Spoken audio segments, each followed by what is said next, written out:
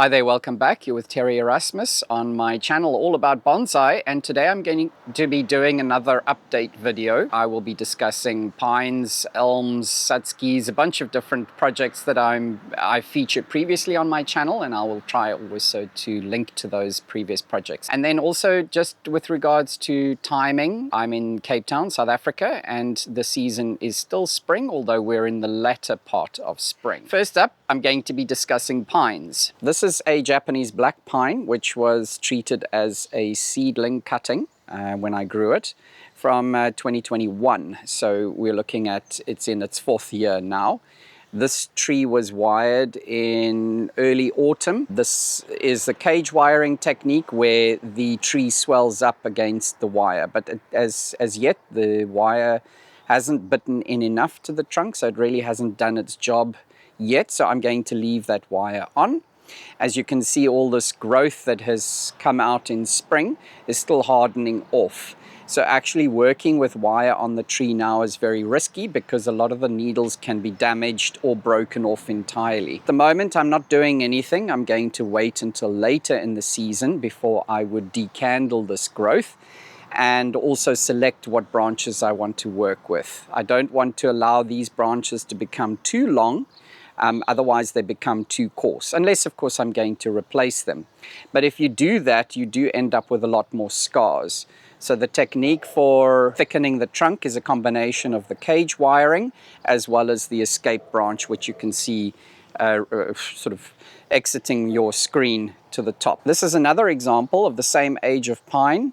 This cage wiring is now actually essentially done what it is supposed to do, and you can see how it's biting in to the trunk quite dramatically. And at this point in time, it's a good idea to remove the wire before it gets swallowed up. Now, as I said a moment ago, it's quite risky to work on a pine at this point in time because the needles still haven't hardened off entirely. But if you work carefully enough, you can remove the wire. Now, the important thing is not to remove the wire beyond where it's biting in a lot. So at the base of the trunk, you can still see it still can bite in considerably more. It is only this section that was becoming a problem. So I'm only removing the wire from that point, and now I'm just going to let the wire stay like that until later in the season, where I will check it again. Something that is important that you do in spring on pines is to remove this radial growth on the sacrifice branch. This radial growth is very typical of the growing pattern or growth habit of black pines, well, many conifers, and it will obviously cause this whorl pattern, which if it's lower down on the tree, it can cause inverse taper, but this is on the sacrifice branch or the escape leader that I'm using to thicken the trunk, and so that's not important. But what is important is to remove this growth so that all of the growth is focused on the central candle so that the sacrifice becomes longer.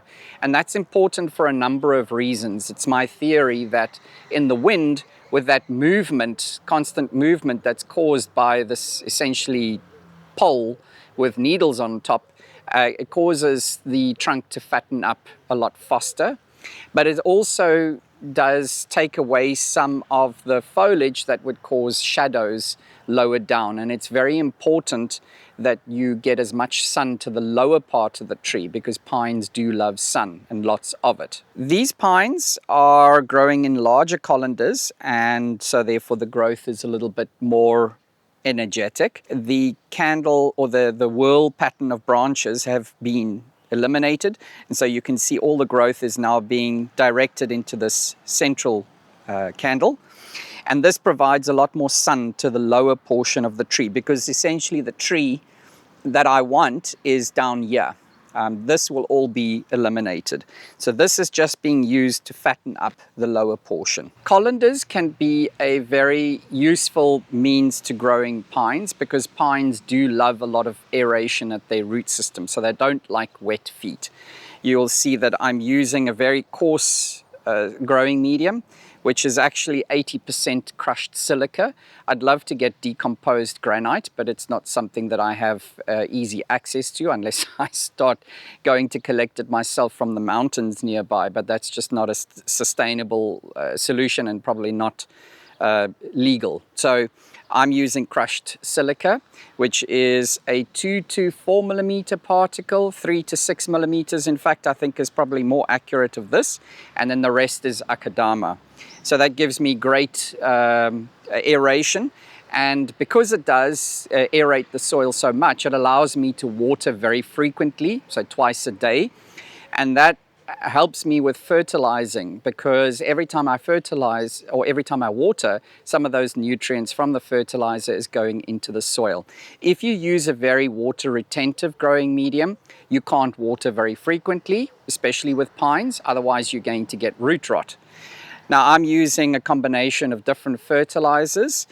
This is a tea bag with canola meal or cottonseed meal, bone meal, blood meal, fish meal, and hydrolysate. And I actually also use a small amount of systemic pesticide also. And then this is just pure rapeseed cake, which is big chunks that is like a byproduct of the process of extracting canola oil. If you're wanting to make your own fertilizer, then we have started importing tea bags, fillable tea bags from Japan. These have a pouch that you can fold over, and that prevents the fertilizer contents from falling out. It's a great way to make your own custom fertilizer if you feel that your trees need a little bit more of something for flowering, or they've been repotted and so you want to focus on root development. Whatever it may be, then you can purchase these and make your own fertilizer. The basis of the fertilizer that I make is canola meal, which is a byproduct of the canola meal or canola oil industry.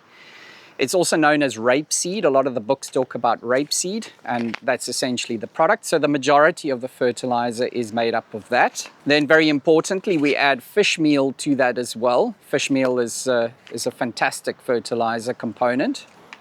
And then blood meal as well. Blood meal will definitely green up your plants, but it does a lot of other functions or fulfills a lot of other roles. I like to also put this product in. Obviously, to South African viewers, you would have access to this. That's the Effecto insect granules. So it's a small granular insecticide, not a powder. It's important that you don't use a powder because it's probably just going to wash out the bag.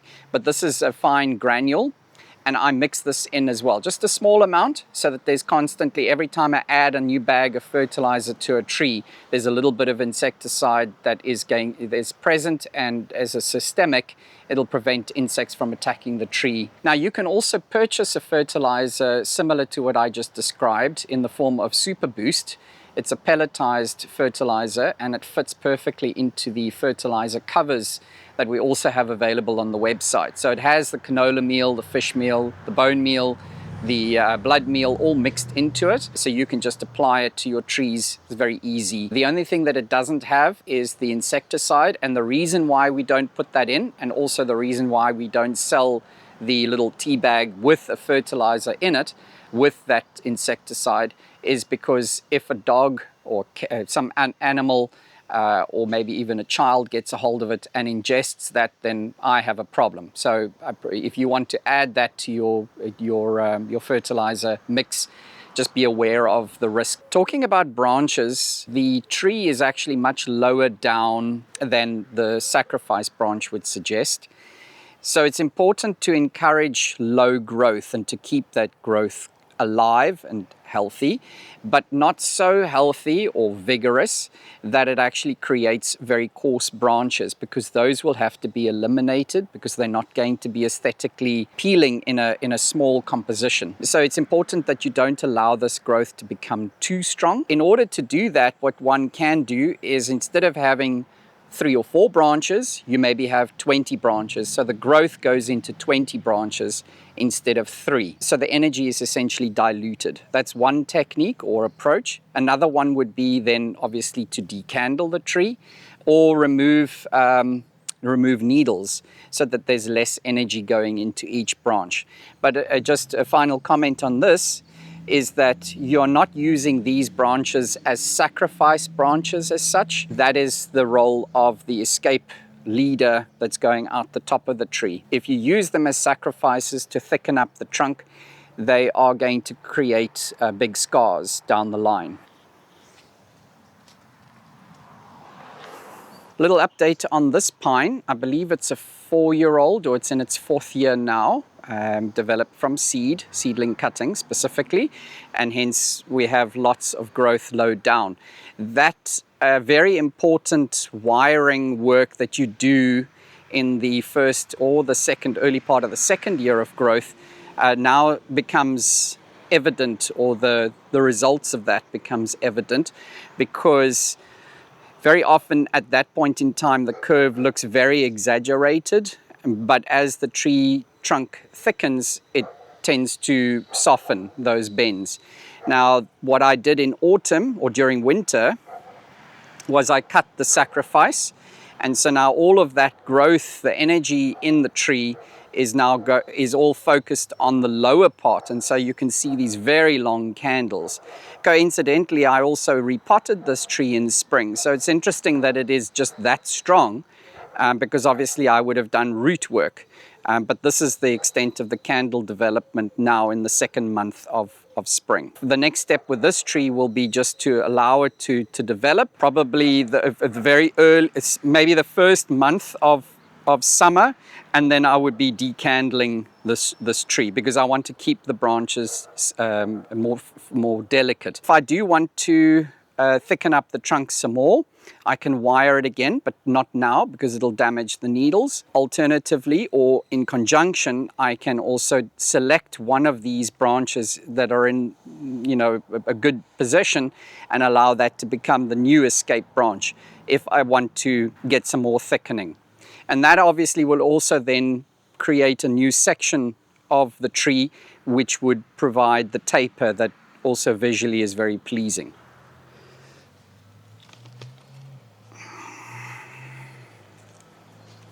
This pine is in its 2nd year of growth, and as you can see, that bend low down has already been done and the wire has now been removed. I will reapply wire once the needles have hardened off, probably early summer, and that will then continue to fatten up this trunk. But it's so important to put this bend in when the tree is younger, because when the trunk is a little bit thicker, it's impossible to put very exaggerated bends into the tree. If we fast track a few years, this pine is now going on 8 years old. You can see the lower part of the trunk. That bend that was initially placed into the tree has largely disappeared. You don't really see it anymore. It almost looks it's just one continuous length. But you wouldn't have that movement if that bend was not put in. And so it's very important to put the bend in very early on, because obviously at this point in time, it would be impossible to introduce movement. Pines love fertilizer. I almost want to say, especially if you're using organic fertilizer, you cannot over-fertilize them. So these trees, every 2 weeks or so, 2 to 3 weeks, I'm adding more fertilizer. And this is going to be covered in a few weeks' time with fertilizer, and then eventually you need to start scraping it off so that you can get water penetration a bit easier. In my previous update video, I introduced you to a number of pines which were grown in a Niyagari style using the large pumice and the super root tubes. Now, a month later, what the trees look like, you can see there's a lot of new growth on it. They've been planted into the colanders, and there's actually fertilizer, slow release fertilizer in the growing medium, but I'm also supplementing that with organic fertilizer. So for now, I'm not going to do anything with these trees because they were recently dug up. I'm just going to let them grow. An update on the kotobuki black pine grafts that I did. So the rootstock is a Japanese black pine and the scion is kotobuki. This was done in early spring using grafting tape to secure the scion, and then I wrapped the scion itself in parafilm, which perishes. So by now the parafilm has all been removed. I got 100% success on those grafts. It's actually very easy to graft with pines because the scion material is quite big, so it's easy to match the cambium layers up. This tree will now, or this graft will now just be allowed to develop this season. Plastrip grafting tape is now starting to bite in, and so fairly in the next week or two, I'll probably, or as soon as I get a chance to, I'll remove the grafting tape. But this will just be allowed to develop this season, and then when it's grown enough, I'll be cutting off the sacrifice, and then all the growth, the tree will be created with this scion developed from that point. I just want to show you this tree. Is Niagara style as well, a little bit ahead of the other one that I just showed you. Well, it's slightly different styling as well, actually. But as you can see, because there's so many buds that have been allowed to develop on this tree, the growth is very healthy, but it's not too strong. So I didn't have these terribly long candle elongations. But the tree was also, let me just check. No, it wasn't. No, it was repotted. Yeah, so it was repotted this season as well. So that's also why some of the growth is not too vigorous. But again, this tree will now be allowed to develop until summer, and then I'll decide whether I do want to decandle. I may not decandle it and maybe just do some selection, because there's a number of points at which there are multiple shoots coming out at the same place. There's some growth lacking in the apical area, lots of growth low down. So I'm still there's still quite a lot of development and refinement that's required in this space. If you've got trees that are in terribly small containers, then it's a great idea to double pot them. So what I've got here is a little Cotoneaster rock spray that's planted in a tiny little BJ or Bigay pot. There's definitely no way that I am not going to stress this tree out during our summer unless it's been double potted. And what I'm using is Fujizuna, which is lava stone. What's nice about it is that it's heavy. There's no chance the wind is going to knock this over. It retains quite a lot of water because it's very porous, and it also it leaches nutrients or minerals specifically into the container. So obviously the Cotoneaster can then escape root into that. My plan is to exhibit this tree at the end of the year, so then at that point in time I will take it out and then just trim those roots off while it's on exhibition. It will obviously be in its own container or only, and then bringing it back, it will go back into this and remain in that for the remainder of the season. These Senimaru grafted Japanese black pine, so in other words, this is the Senimaru, are doing extremely well. They're growing very vigorously. I mean, considering that this was grafted 1 season ago. Very bushy growth. Obviously, its growth habit produces buds all over the place. In fact, it's quite a job to actually select them. I have a lot to learn about this species, so I'm kind of winging it because there's not a lot of information. What I have found is that during winter, or in autumn, normally you would select buds and then remove the buds. On a Japanese black pine, you would remove the excess buds in autumn or potentially early spring. I tried doing that with some of the Senimaru, but it was actually quite difficult because there were so many buds and so compact. So what I've actually done now is I've allowed the rest of them that I didn't try that technique with to develop, and I'm now going through the tree and removing the growth that I don't think is going to be part of the future tree. So this is one that I have thinned and also wired. I've reduced the branches to avoid an inverse taper, so I don't have opposite branches. Try to allow a little bit of a spacing between the branches. Obviously the intention, I mean, with pines you need to understand that you have to make the decision right in the beginning of how big a tree you want. And so I've decided that these trees are all going to be roughly this size, so all shohin or smaller. That gives me an indication of how far the branching should be spaced apart. So I've got these lower branches, and then either this is the central bud that I've kept here is going to become the escape branch, although this pine doesn't seem to send up those long candles like the black pine does. So it tends to be a much bushier growing species. Nonetheless, this is possibly going to be the future apex. But the bend, the drastic bend, looks a bit silly at the moment. But this is what you need, because in the future, the Senimaru branching or trunk thickens up quite dramatically and quite quickly as well. And so in order to avoid what is essentially just going to look like a straight trunk, you need to exaggerate those bends so that in 10 years time you actually still see that there is a bend in the tree. This Japanese black pine I purchased during the winter now recently, and it's a stunning pine. There's no scarring on the trunk, and it's got beautiful taper, fantastic bark character, which is what pines are revered for and valued for. But the tree had been somewhat neglected, and so it's extremely weak, particularly evident in the lower branches.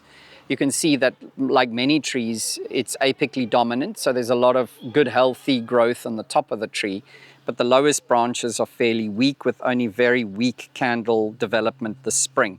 So my focus and what I want to talk about just briefly now is what to do with weak pines. So there's a couple of steps that you can take. At the moment, I didn't have time to repot the tree. Ideally, the best thing is to get it into something extremely open, so either a pure pumice or a pure crushed stone or mature granite, whatever, but something that drains very fast. A wooden box or just an oversized container, and keep the tree in that for say 2 seasons, just to get the vigor of the tree back up again. That's one approach. I didn't get time to do that. In fact, I know that this tree was not repotted too long ago, because I actually purchased the tree from a customer of mine whom I originally sold the tree to. The soil is not in bad condition, but so therefore it's probably just been, it was shaded too much and not given enough fertilizer. Using the tea bag fertilizers that I mentioned or described and gave you the recipe for earlier, I put another bag, probably a bag or 2, onto the tree every week. And as you can see now, it's starting to become covered, the surface around the tree, in fertilizer. And I'm starting to see some result in that, or from that, with new growth. But this tree will definitely not be decandled this season, and we'll see how it responds. Towards the end of the season, I'll probably be looking at needle plucking. So in autumn, removing needles more, or focusing on the apex of the tree in an effort to direct energy to the lower parts of the tree. And that is generally how you would needle pluck pines anyway, just as routine maintenance, is you take more needles off the top and allow more needles to remain at the bottom because of the apical dominance. In contrast to the previous pine I just showed you, this pine, also a Japanese black pine, is extremely healthy and growing very vigorously. You can see new candles developing all over the tree. Also, it's very well balanced, and that is as a result of the needle plucking that I did in autumn on this pine. So the next step will be just to, as you can see, fertilize very aggressively during the spring, which will then hopefully enable you to decandle the tree in early, well, for me it would be early summer, and that promotes increase in ramification. Another comment about Japanese black pine technique in early spring: sometimes you will get an abnormally long candle developing. Now, it's too late now, but if, and this, the difference here between a weaker and a stronger candle is very minor and quite acceptable. But sometimes you get these really strong candles for some reason. Perhaps you forgot to needle pluck that one, or there was some damage done to the other one. It's then important that you pinch that candle. So pinching on a pine is simply when the candle is extending, but before the needles actually separate from the candle, you can then break that candle. Point at which you break it should be roughly the equivalent to the weakest candle on the tree. The reason for doing that is that you then stop the growth elongating in that portion of the tree, which would make the branch very coarse, and you'd probably have to prune it out with scissors later on. And so it just helps with your ramification to maintain the the delicate branching. So pinching it is breaking the candle in early spring, and that's separate to the decandling technique, but you have to do it before the needles separate from the actual candle. I managed to find another candle that is very long on another pine, which I missed somehow. And so I can demonstrate that pinching technique. This is a little bit late for my liking, but I think I should still be able to do it. So you just bend it and it just snaps off. Obviously you can't do it to a point which is beyond the needles, because that is the neck of the candle and nothing is going to develop there. So you need to check where the needles start, and you can only pinch back to roughly that position. You don't do it with scissors or anything. You just bend it and it snaps. At this point in time, during the early part of spring and the growing season, until the needles have hardened off, which they are still a bright green. So, you know, when they are hardened off, they turn more a deeper bottle green color. But until that point, they are quite susceptible to fungal attack. And so it's important at this stage to treat fairly regularly, every few weeks, with a good fungicide, and also remember to rotate the fungicides that you're using. Don't use the same one each time, because that will promote a build-up resistance. These are seedling cuttings of Japanese black pine, which I've just now done. I have a preference to growing my pines from seedling cuttings, because that gives me good uniform rooting at a point on the trunk, and it also gives me ramification or buds very low down on the trunk. I've featured this process multiple times on my channel, so please do refer to those videos. But in a nutshell, what I'm doing is I'm sowing the seeds that have been stratified in early spring. Between 60 and 90 days later, I am then trimming or cutting those seedlings, and I'm allowing a centimeter or so of the stem of the seedling to remain. And then I dip that into rooting hormone, which I soak probably for 4 to 5 minutes, and it's several times the recommended concentration. So it's a very strong rooting hormone. That's the liquid type.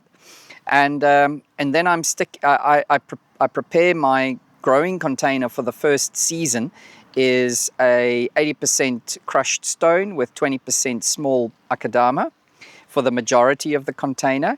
Then I take a broom handle, if you like, anything similar to that, and I push it into that medium so it makes a hole just in the center, and then I fill that with fine sifted akadama. You can use sand if you prefer, but I prefer using akadama because it's not hydrophobic. And then I use a bent paper clip, make a hole for the cutting, put the cutting in, and then I secure the cutting with a little wire staple. So that's a 1 millimeter piece of wire that's just been bent in a U shape, and that secures the seedling cutting.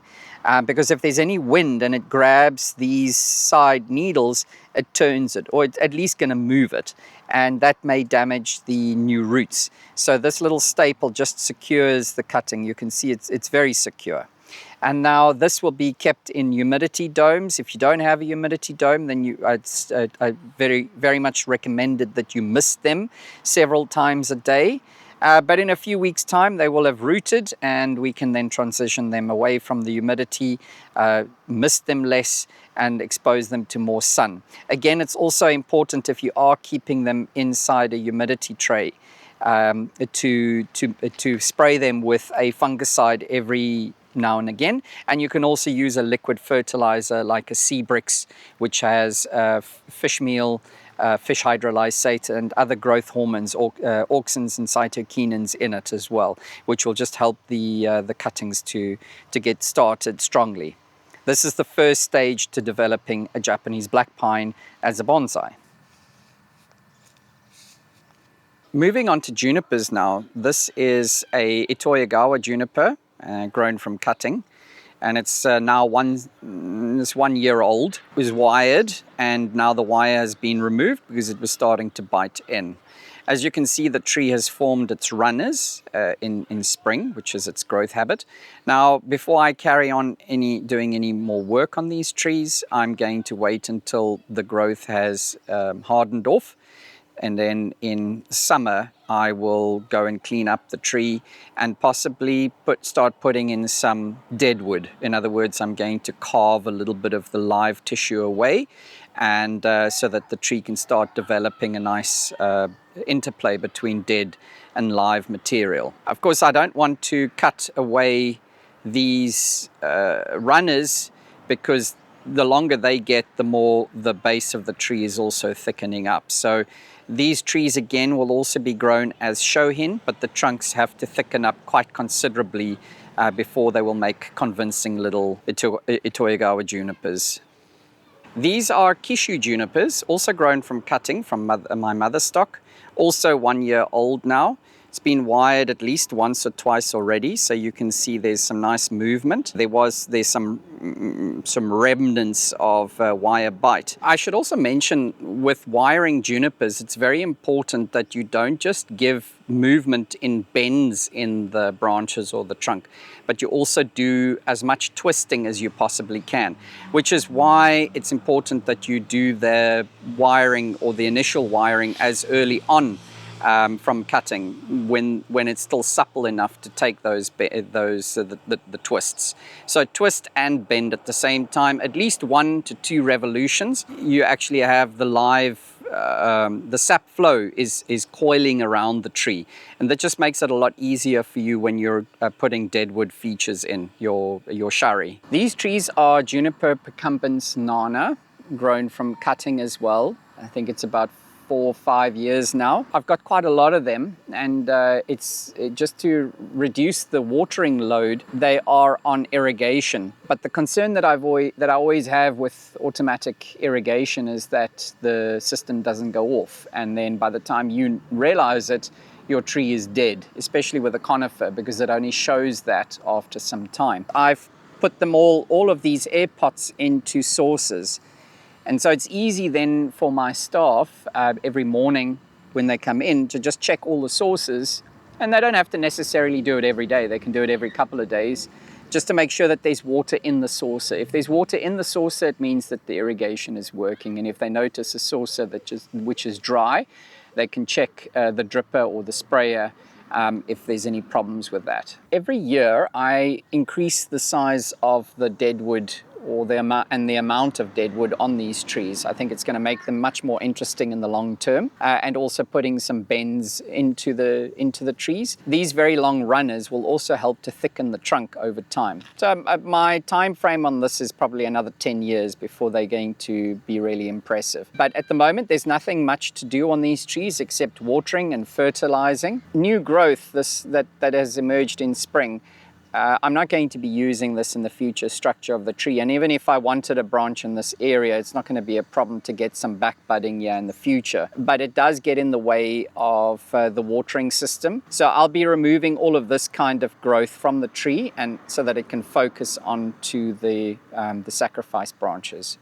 But I'll be doing that in early summer as well. The reason why I would do that in in summer and not now already is because the tree has invested energy into producing this growth, but it hasn't got a return on that investment yet. So if I was to cut this off now, I'll actually be depriving the tree of the nutrients and the energy, or the vitality that it's going to put back into the tree. So it's best to wait until this is hardened off for a while, and then to remove it. I wanted to update you on the grafting on these junipers. This is in actual fact a tanuki or phoenix graft that I'd grafted in spring kishu foliage onto it, because the parent foliage is very limp and leggy, so undesirable. The kishu cyan grafts were largely successful. Most of them have taken, and they're still green.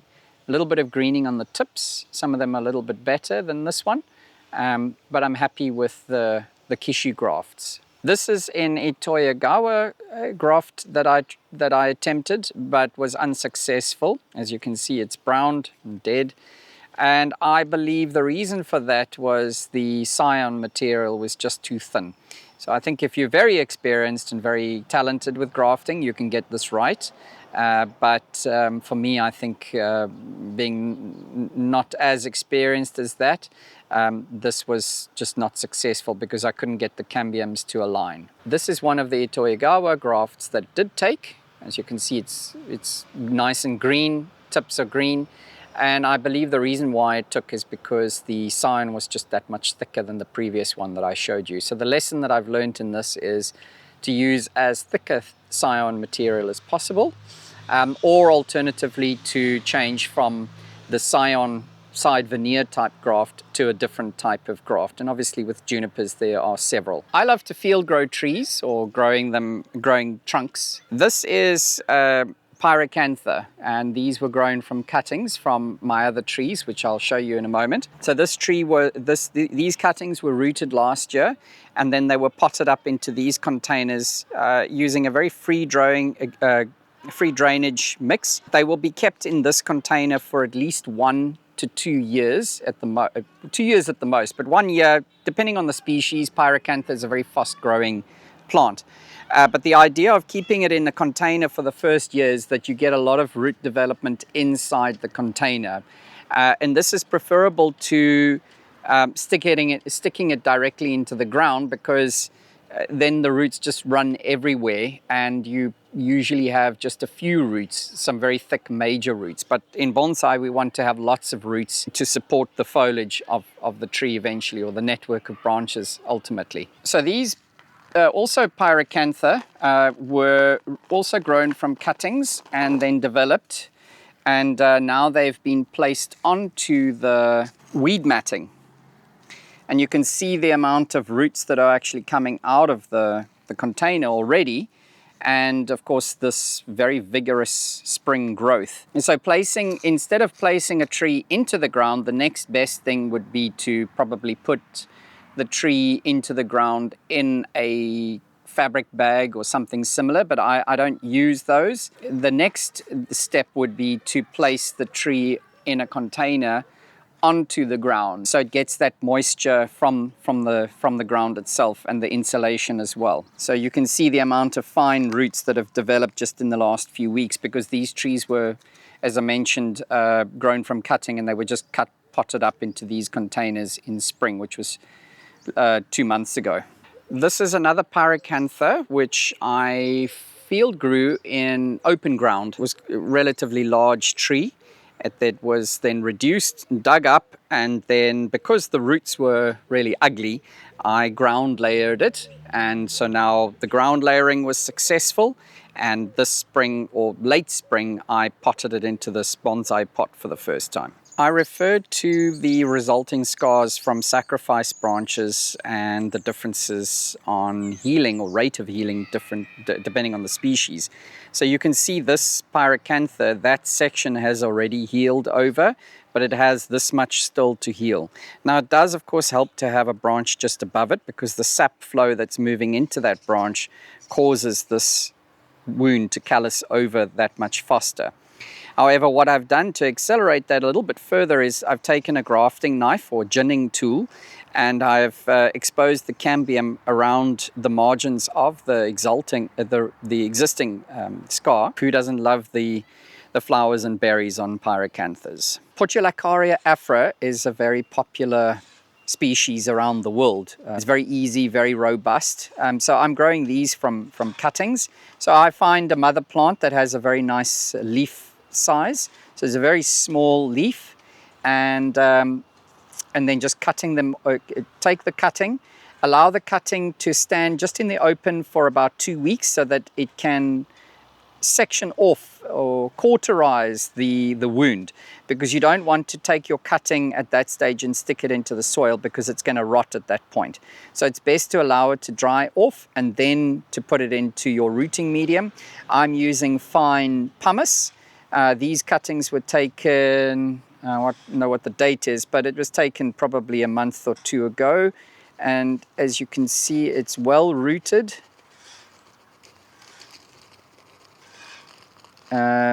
There's the roots that have all formed recently on this cutting. So now this cutting can be taken and potted up into a bonsai pot. These are a couple of Chinese elms in my collection, and these are, of course, refined trees. And so in spring, it's very important that you be careful with the application of fertilizer, because giving too much fertilizer, too much nitrogen, at that point in time is going to promote very vigorous growth. And so the refinement that you have in your branching is going to be lost. So I generally avoid fertilizing for the first few weeks of spring, and then I start slowly to add fertilizer. And then you can see that the growth is still well maintained, because it's important that you keep the trees healthy, but you don't want explosive growth, because that just becomes, we're in the refinement stage now, not in development. In development, you can go nuts with fertilizer, of course. These are little Japanese Zelkovas, grown from seed. I planted the seed last year. So they develop very quickly. And as you can see, these trees have already been pruned once this season, so I can prune it now again. I'm just going through the tree and pruning back to 2 leaves everywhere.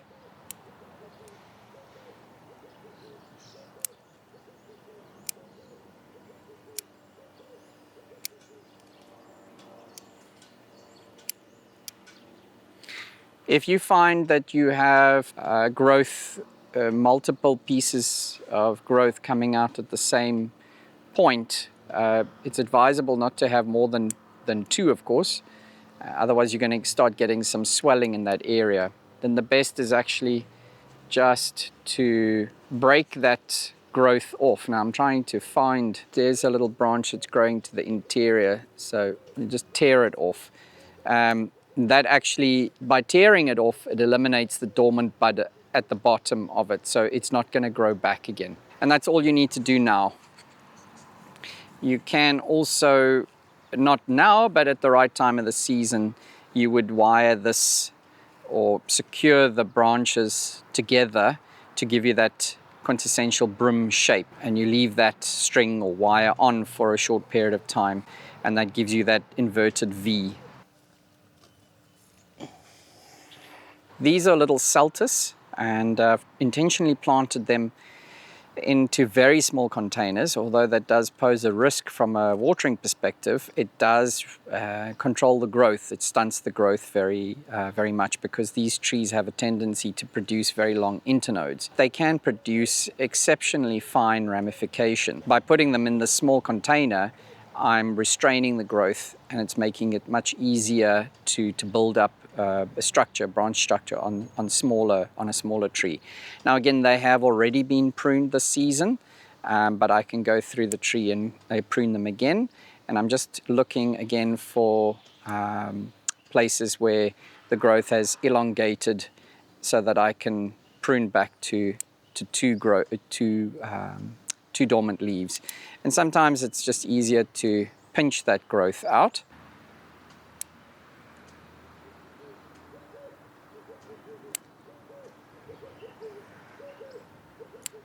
It does have some slow release fertilizer in the growing medium, and I'm also feeding it with liquid fertilizer, sea bricks.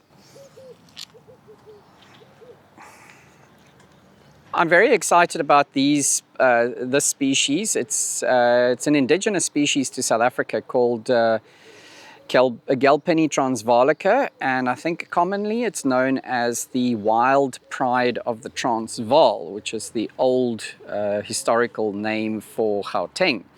And these trees were grown from cutting to 2024, so they were cuttings, well-rooted cuttings, planted onto the soil or onto the growing beds, the weed matting.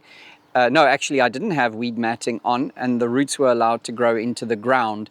And then in winter, we chopped those roots off and then potted them into these containers. So this growth is now the spring growth. That growth, that stint that it had in the ground,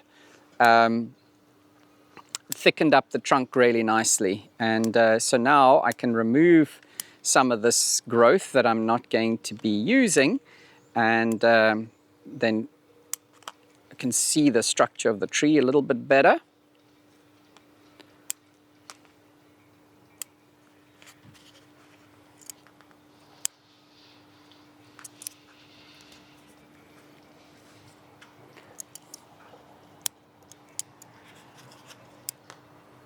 So branches very low down. Again, this is going to be used for shohin material. So I want branches low down, but not so low. They can't just be just above the ground. And then in order to heal over these wounds, I need to allow something to develop like this without trimming it, so that there's a lot of sap flow up into the tree. That just helps me heal my the scars that I created. And any growth that's growing on the inside of a curve would typically be eliminated, because you're going to lose, as it contributes to the girth of the trunk at that point, you're going to lose the movement and the taper. So from cutting 1 year to this, I think is phenomenal development. That's one season. So it'll be interesting to see what I'm able to accomplish over the growth season ahead. The nice thing about this species is that they have, you can see the leaves. If you look at these trees when they're growing without being pruned, or with just growing in the wild, the leaves are a lot bigger. So the leaves miniaturize very nicely, and they have beautiful, very reliable autumn color. And in spring also, they come out, the leaves, the new growth comes out with quite a red tinge to the leaves. And then it flowers and has berries. So it has a lot of qualities that I think make it really suitable to bonsai. So that's Gelpini transvalica. I featured this Myrtus communis, which was part of a hedge a long time ago, on my channel on several occasions. So this was dug up and then I purchased it as a stump and then developed all the branches. But what I really want to talk about is that this tree was repotted in late spring. And when I did the repotting, while it was out of the container, I then pressure washed the trunk. By pressure washing the tree, in other words, using a high pressure washer, I was able to remove all the gunk that had accumulated over years. So that is lichen, mosses, whatever, which typically turns black. But now you can see beneath all of that is this stunning red color that is revealed. And the warty-like development on the trunk is also stunning, I think. Which is very characteristic of old Myrtus communis. This Satsuki is almost finished flowering. You could say it's finished flowering. And so the next step on this tree will be to remove all those spent flower buds, breaking them off very carefully so that you don't get any germination of the I don't want any seed development, because a lot of energy is expended in developing developing seed pods. So I'm cleaning up the tree and also taking cuttings at the same time. This is a good time of the year to take cuttings. And I also will probably repot or do a light repot of this tree. So I'll remove it from the container and then just cut some wedges into the root ball. That'll make space for new root development, because the Satsuki root system is a very fibrous one, and so you can't really rake it out as such. It just has a tendency to break. That will set the tree up for another few years of development,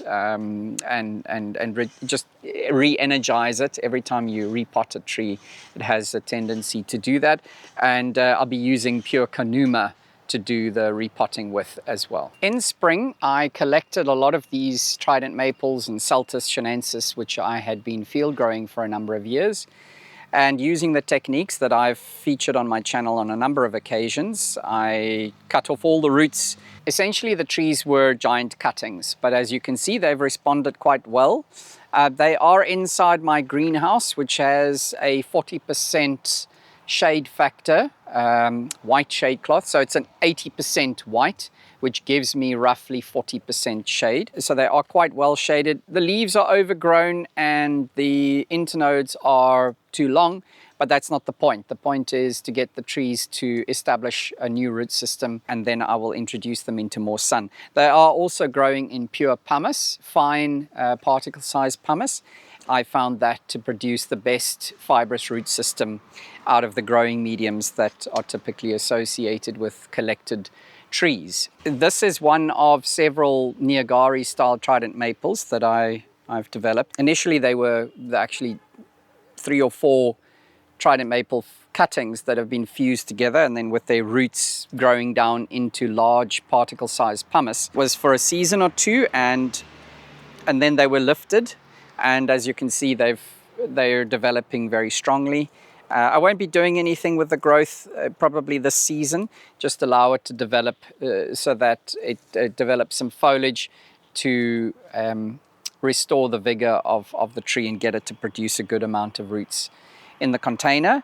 And then probably from next season, so 2026, I'll start styling the tree. My preferred method of starting material is from cuttings. So using mother plants that I have in my collection or at the nursery, I am always, when I'm doing pruning, I'm taking those pruned branches and doing cuttings from them. These are willow leaf ficus. This is Itoyagawa cuttings. These are chochibai cuttings, Japanese flowering quince. These are tiger bark ficus, Juniper precumbens nana, and then this is the Pseudo-Cydonia, which is the quince which has the fruit on it. And you'll see that all of these cuttings are being rooted in Kanuma. In my experience, that produces the best results. I have compared growing media or rooting media from perlite, vermiculite, sand, all of it, and this gives me the highest strike rate of all of them. So it's and also what's nice is that once you've rooted the cuttings and you remove them, you can dry the media, sift it, and reuse it. I use these humidity domes because that gives me practically 100% humidity, and initially the plant, the cuttings, the problem with cuttings is that they dry out, they desiccate, and so by keeping the environment around them extremely high in humidity, you reduce the chances of them dying. So this is just initially that I would use the dome, and then after a period of time I can start opening the vents, and that will harden them off or acclimate them to the ambient humidity and ultimately take the dome off. So it depends on which cutting or which plant you're doing cuttings of. The junipers take the longest, and that is about 6 months, 7 months, then you know whether it's rooted or not. But there are others that are much faster, like the ficus tend to root very quickly, these two. The chochibai also, they can maybe take a few months. It just depends also on the timing of when you take the cuttings to begin with. That brings me to the end of today's catch-up session. I hope to do these monthly. Maybe just leave me some comments if you enjoy this format. Previously, most of my videos were done focusing on specific techniques, but I do feel like I've featured many of the techniques that you need to know. But if there's something that you'd like me to feature in future videos, please comment below, and also just give me some feedback on these update sessions if you're enjoying them. So thanks very much for watching, and I hope that you've picked up a few tips that'll help you to grow your bonsai trees. Happy growing, take care, and goodbye.